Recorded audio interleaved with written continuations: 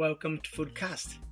I'm your host Rick, and today I'll be talking about how to design a kitchen. Well, what you need to think about it when you're designing a kitchen, I'll put it in bullet points. Practicality is the first thing I think about it.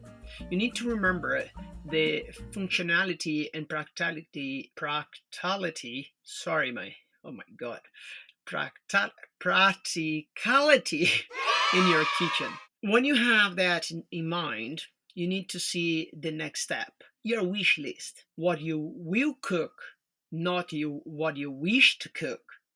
So you will not clutter your kitchen with things you do not need. Example, I I would love to have a pizza oven at home, but I don't have the space for it. So I need to design something to extend my kitchen to have. So it's practical to do that. Uh, no. Is something I need? No. There's other ways to do. Yes. So you need to think in the balance. I love barbecue. I would like to have a charcoal barbecue inside of my kitchen. It's practical. No. So you need to think about those small details when you're designing your kitchen. So in the moment you get your wish list, sometimes you can add on a few things in the future, but you need to think about the oh my god, that word is killing me today. Practi- Practicality. So after you went your wish list, you need to see the structural, what you have in your kitchen. Example, this is your mode, and you have to build a kitchen around it. You can't go after that. I want to destroy all the walls. I want to make square, but sorry, your kitchen is round, so it's difficult for that to be changed. If you have the opportunity to change and accommodate the way you want, wow, you're amazing. You're doing great, but it's very difficult to find. Sometimes you buy a house and your kitchen's a tiny square box. You need to knock down a wall to make bigger and make like a dining room slash kitchen. Sometimes you have a massive kitchen that would be easier to reduce the size because your worktop is 5 meters away from your sink. So you need to think about those details as well. So in the moment you have that structure sorted, you need to see the list from above and see how you can accommodate. They work like a tripod and they need to work together. Next in the list, I would say, is the accessibility in your kitchen. What that means? I mean, make sure you have space and logistics uh, to keep all the equipment and utensils that you need close to you. How that works? Well, I cook my kitchen with my family all the time, so you need to accommodate for 2 to 4 or 5 people to work at the same time. So you need a large space with loads of worktop and to be accessible for that. 90% of the time at home, or even more, you cook by yourself.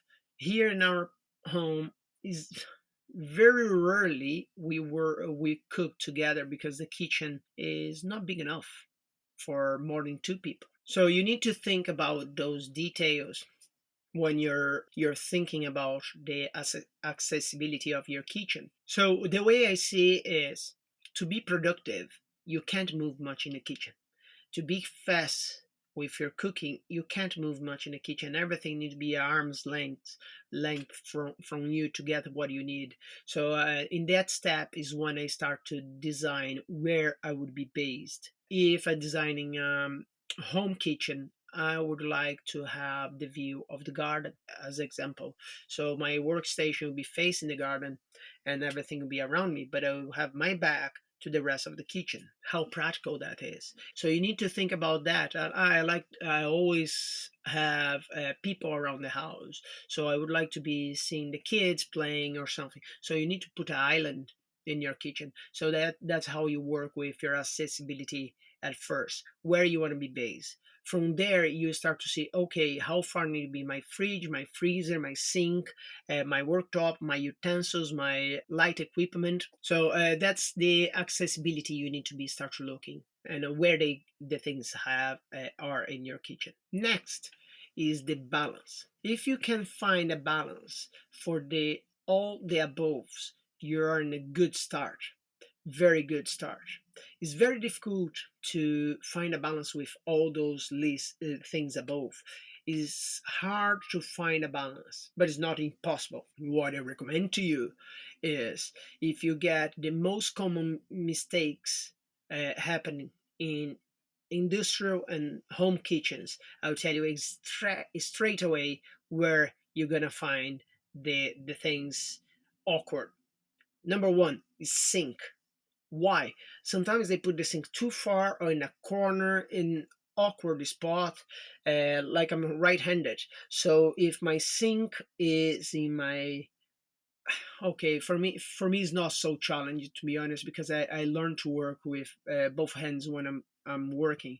Normally my dirt hand is always my left hand because my predominant hand is the right, so I'll be holding my knife, and my clean hand always will be the right. So if I need access a sink, personally I like to use my clean hand to turn on the tap, because nothing annoys me more than go to a sink, the tap is dirty, the things are dirty around. So I always use my clean hand, and it's easy for me to wash. So if the sink is my right hand side, I would say is better, but I prefer, to be honest, in the left. And the right will be good because I can turn on the tap and go. But like, if you see, I'm crossing to my body.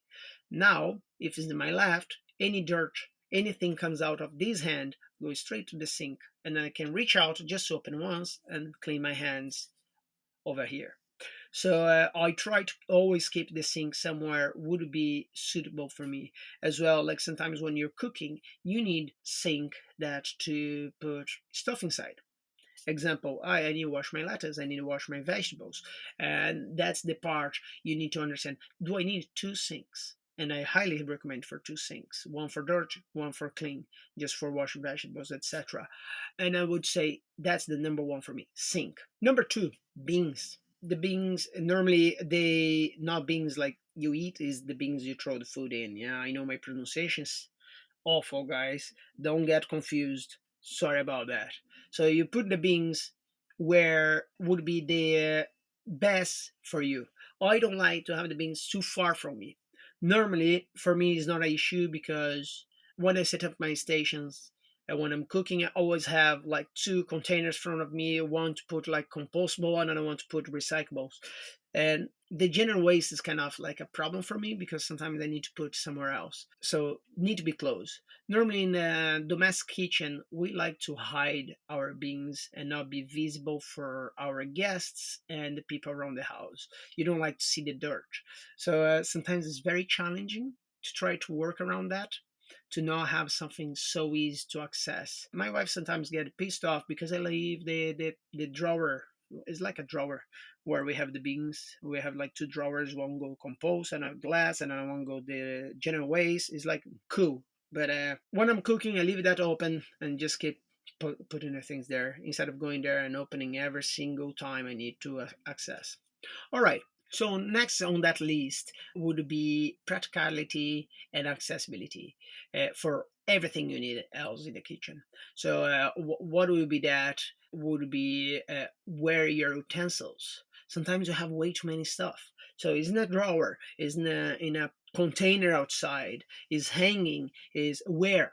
And need to be close to you where you literally you can close your eyes and just reach for that. You can't go across the kitchen and say, oh my god, it's over there in the dining room. So why? Yeah. So think about those things, and then come to the next part, is the hardware. Where is located your stove? Where is located your oven? Where is located your fridge, your freezer? Those things you not change ever.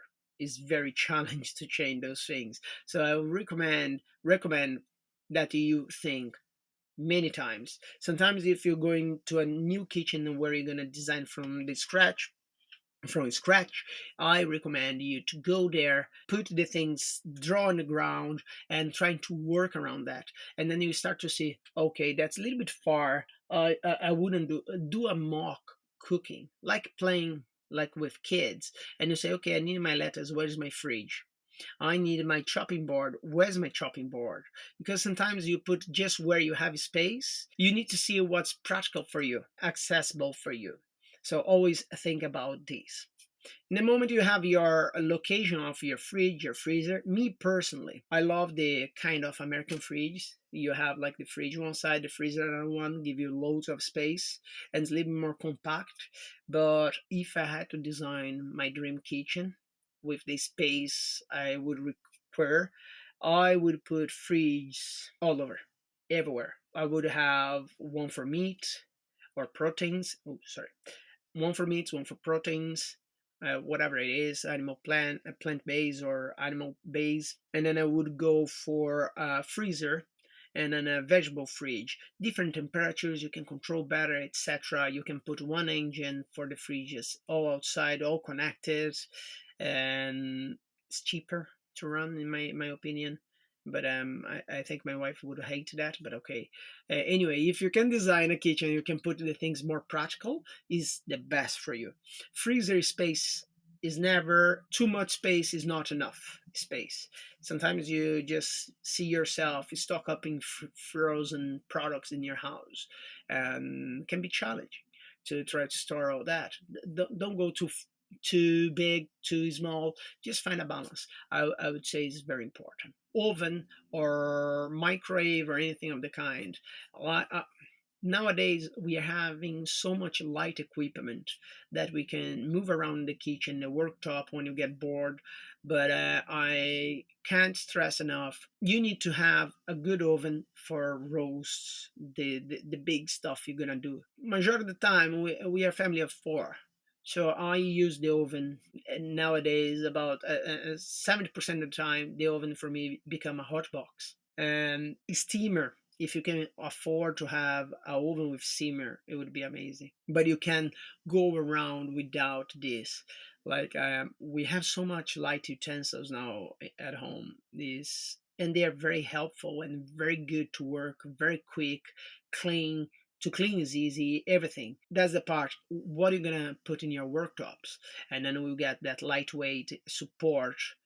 Can be a support or a liability for you. So you need to see where you're gonna put your coffee maker.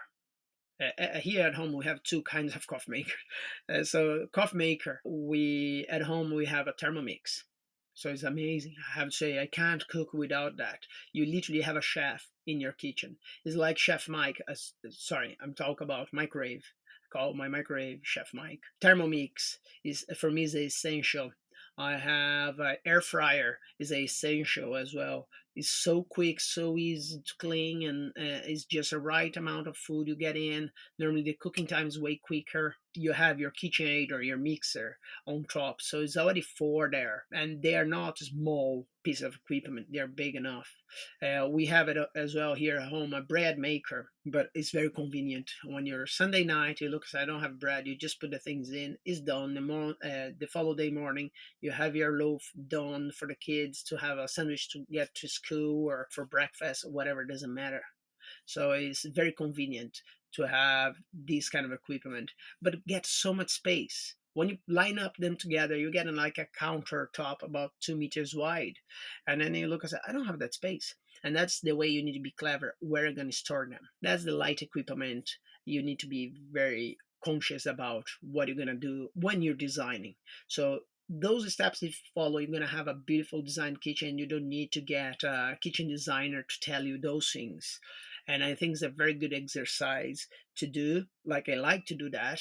And it's something when I get people to do consultancy, this kind of stuff, I always advise and go around with that. It is so much fun. I really enjoy. And people enjoy as well when you do the role play, etc. Now, come to the next part that nobody thought throughout that area is the dry storage. Dry storage for me is can be the same as I said above, a sport or liability where you locate it. Normally people just see the space in the storage you have above the sink. Under the sink you're normally going to put your cleaning products, your dishwasher, your wash machine, your dryer, and trying to hide them between is challenging to try to find that space. never we store under. If you notice, people put in their pots, they put their chemicals, their liquids, everything. Me personally, always storage your liquids in the bottom. Canned food in the bottom, liquids probably as well if you have enough wide space, but I will put the liquid above, because sometimes if it leaks, it's easy to clean a canned food than actually clean the bottles, because sometimes you have plastic, you have something like that, or a glass. If you put cans on top, it falls on top, you smash everything. It's a nightmare. You need to think about that. As I just said, like, there's so many variables. Like, and if you have somebody clumsy in your house, you would see straight away the things breaking. Nonetheless, so I would like, me personally, if I had to redesign my kitchen, have a storage area aside, like a pantry. Why I would say that? One, stay all in the same place, labeled, segregate, a little bit more airy space, is easier to clean, and normally get less messy. I like to do here at home the same way I do at work. Everything is in can and is not opened, it stay in one area in the house. So that's my stock. And then whatever we open, we move to the drawers. All the spices in one massive drawer is all open. So if I need a backup, I already know where to find. But of course, it's not everything you can do this. It's very challenging to find that gap to support. So I recommend, if you can manage, well done. Do it. Would be great. Now, the last but not the least, displayware. Nobody think about the displayware. I'm gonna put my plates here, but that's your everyday plates. That's your fancy plates. What are you doing? I like to mix and match. I have, of course, a couple of sets. That's for the guests. That's for special occasions, like that I'm gonna get my crystal glasses. That I keep separate in the dining room. And normally, what I like to work is my everyday dishes, and I like to be fun with them, and I can play with them when I display. It's not because I'm having a quick meal, I'll have just a shitty plate with the food there. It doesn't matter what I cook, will not look good. So you need to think about your displayware. I always recommend to go pass by, those cheap shops you have around there, or TK Maxx, or whatever you want to call, and you pass by and you see something interesting. And it's not expensive, but it looks good. You eat with your eyes. So make sure your displayware is close to you as well. Another thing I'd like to say is, and as I said, I use my oven as a hot box. Before I serve any meal, I just put the plates in the oven for literally 2 minutes. When I start to turn off the things, start to collect the things to finish off, I get those plates, serve the food in a nice warm plate. Makes such a difference. One, the food will not go cold quick, and two, it looks so nice. You feel so nice in your hands when you're sitting there and you touch your plate and it's warm. So I recommend to have your displayware close to you as well. And now that's me explaining how to design a kitchen in a nutshell. Of course, there's way more behind that. You're gonna have pipes, you have like plugs, where to put the plugs. We could be here for hours talking about that.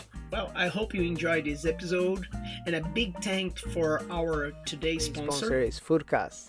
Do you want to promote your brand or product in an effective way direct to our public? Check our website, social media, and all products and services we provide. Contact us for more information. This is Foodkast, where you promote your brand and more. Thanks for listening and watch. Don't forget to smash that like, follow, and share button. This is Foodkast, where you listen to your podcast and more.